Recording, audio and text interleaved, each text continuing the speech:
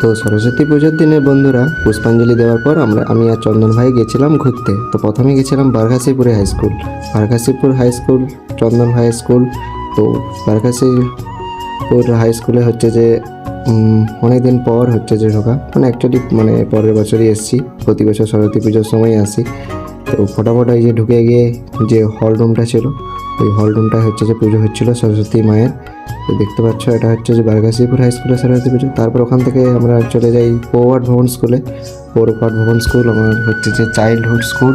তো ওখান থেকেই হচ্ছে যে ফটাফট আমরা হাঁটতে থাকি, হেঁটে হেঁটে এই যে দেখতে পাচ্ছ হায়ার সেকেন্ডারি যে সেকশন, হায়ার সেকেন্ডারি সেকশনের সিঁড়ির দিকেই আমরা চলে আসি প্রায়।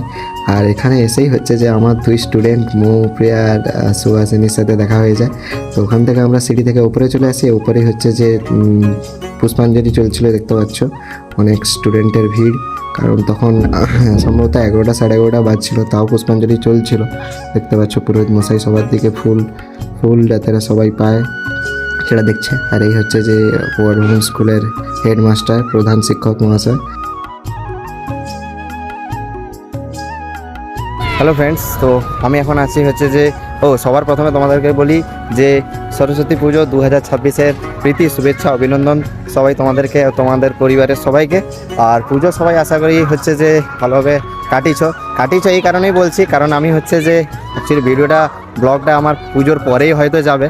আর আমি বর্তমানে এখন আছি হচ্ছে যে আমার ছোটোবেলাকার পুরনো স্কুল, চাইল্ডহুড মানে স্কুল।